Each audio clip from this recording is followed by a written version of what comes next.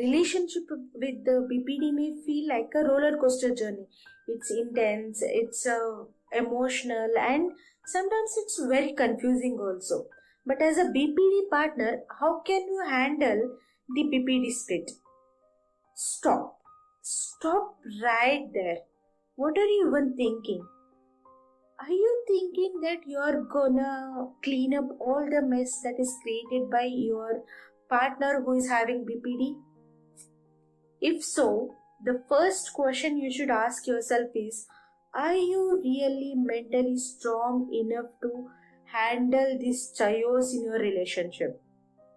If you're strong enough, if you really love this person, then watch the video further. I'm gonna share my practical tips, my practical experiences with you to handle the split. First, I'm gonna break down what is the triggering point. Then I will explain how to avoid this triggering point. Then I will explain what to do if the splitting actually happens despite of avoiding all the triggers. The first trigger is fear of abandonment. Even a small distancing and neglecting can feel like you're going to abandon the BPD.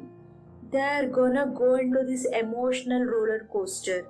It could be like canceling out on plan, not meeting that person on time, or maybe not replying soon enough. All these can trigger fear of abandonment in the BPD. So what to do? Instead of texting, I will meet you on Sunday at 8 p.m. 3 days before, text as, I would like to meet you on Sunday 8 p.m. but I have blah blah work. If those will be finished in the right amount of time as I planned, I am gonna meet you.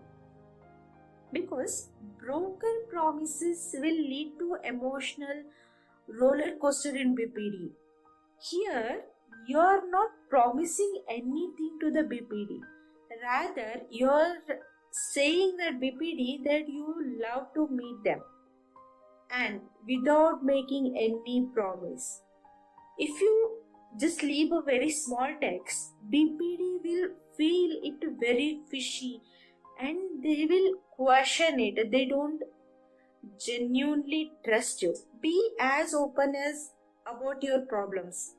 That time the BPD will feel like, okay, there is a genuine problem because of which the promise is broken, and he or she will understand that instead of feeling that they are not worthy of love, or instead of feeling they are getting abandoned by you. The second triggering point is self-worth struggle. Often BPD, they don't love themselves.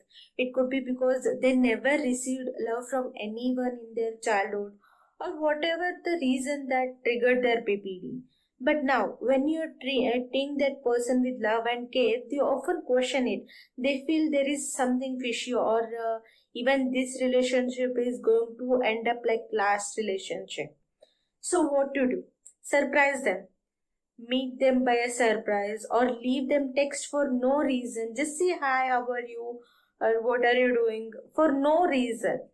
This will just reconfirm the BPD that you are someone who really care for that person, or you love that person.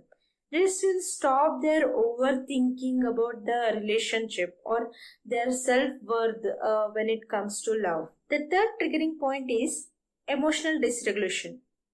Now, there are two things that can trigger the emotional dysregulation.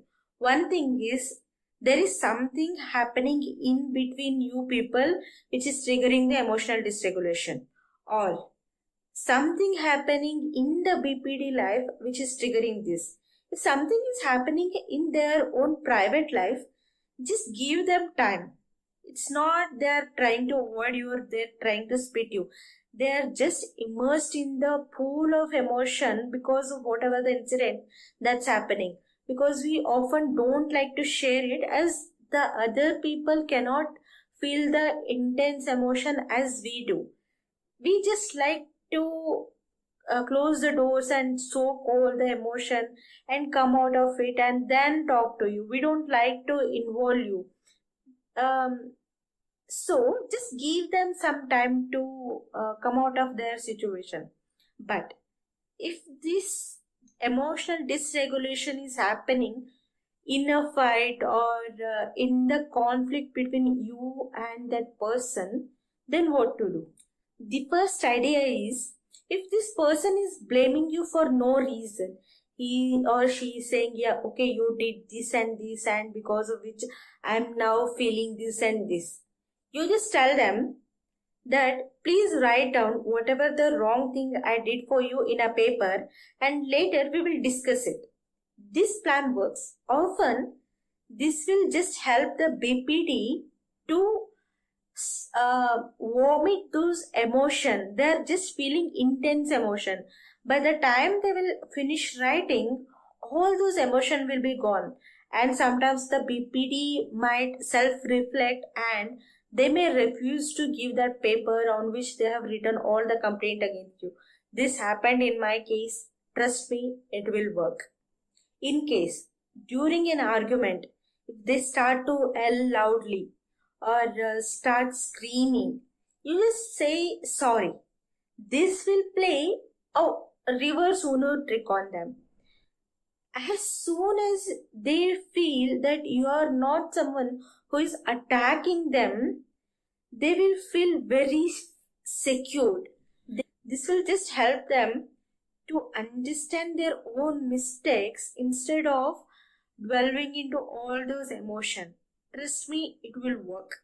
Because all this emotion dysregulation is happening because of that underlying fear that uh, feeling threatened or feeling attacked by the other person. Because the brain switches from defense mode to the reality mode at this point. We are not feeling attacked anymore. The third trigger is black and white thinking. We cannot afford mixed emotion for one person. It's rather that person is either completely good or that person is completely bad for us. We cannot say like, okay, this person had hurt me at this point, but the person is still good. We don't have that thinking capacity. So what to do? Define your boundaries. You have a discussion with them. What is the right acceptable behavior and what's not? For example, yelling at you, showing anger is not acceptable, but having a discussion with you is acceptable.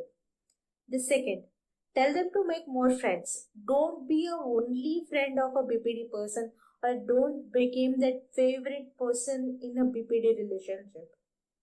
The third, ask them to join groups and communities. And there exists a lot of BPD communities as well to discuss his or her problem. And some additional suggestions are, whenever there is emotional dysregulation in the BPD, don't argue back or try to defend yourself. Rather, sit silently or just try to validate their emotion, try to keep quiet, or maybe you can just leave them alone to soak in those emotions instead of trying to take it very personally, because it's not often about you, it's the way they are feeling those emotions. So never take it on yourself, try to keep your mental peace. And finally, I would suggest that if you want to continue the relationship, if you love that person, always make sure that they're attending the therapy, they're writing their journal, they're involved in some or other hobbies, they're having friends. If they're not doing so and they're giving excuses, it's not right for you. Ask them to do, demand it from them if they really like to be in that relationship. If not, for your own good, try to move out of that relationship, because relationships are not about one person. The both the person should put equal effort in that.